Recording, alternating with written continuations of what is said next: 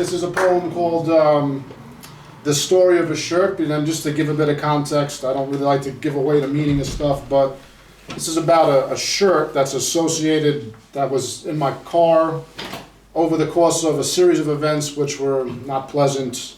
And basically it's a chronicle, and then I just said, oh, let me write a poem about it, and I just scribbled it down today actually, so here we go. Fear not, inscribed in yellow Gothic font, luminescent against a black backdrop of angst. To Blackrod, I travel early to avoid being late for a first date. I took it with me, the shirt placed on the seat to remind me, fear not. Though you've never been here previously, this could be the start of something new. What you could have longed for finally come true. Leave the shirt in the Civic, there it is, and pivot across to the Spar whilst it's only spitting. Browsing the shelves, watching the clock until our lips will lock.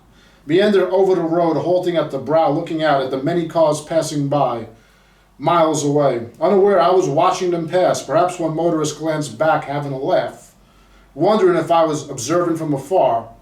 Though we never met, we shared a moment together, like two stars in a sky hurling through space.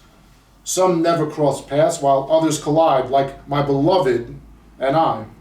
See, I captured her heart as she laid claim to mine. Days and weeks and months passed by. The shirt found its way to the back seat, accompanying her and I to St. Anne's by the sea, and the many declarations of I love you to her, the joy that filled the car back and forth, our intimate moments in the kitchen or traveling onwards towards Wigan. My love, shatter my heart and drive a stake through my spirit. Abandon me in the wreckage and tell me you don't want to hear it. No way to avoid a void consoled by smokes and spirits, on a main road through swindling Budweisers before breakfast, emptying bank accounts into packs of Marlboro Golds. Roaming south toward Acton Terrace, where the first Uncle Joe's mint balls were sold, desperately fleeing from the scenes in search of the serenity from these cacophonies. See, load up the hatchback, throw the boxes in the boot. It's time to move, lying on the vamp, the shirt behind the lava lamp. It made me think of you. Flushed down the toilet from heading up north, left decaying in a room with plywood floors.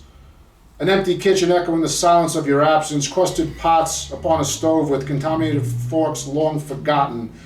And so another tumbleweed blows across Manchester, back to where I was before I met her. A concrete jar of sauce crashes against the floor. Orange mascarpone splashing at my feet, removing all the glass shrapnel safely, reminded me that that which was elucidated eludes me. There in the boot was the shirt described before, collecting all the red chunks and broken pieces, the itsy-bitsy fragments that left me speechless. When she destroyed my heart completely, wrapped the mess in the top and disposed it in a receptacle on the other side of the road. And so, a story is told that very few may ever know. A chain mailing of poetry and prose detailing a wilted rose whose petals are scattered in the wind. What began with fireworks culminates in an unheard whisper. Thank you.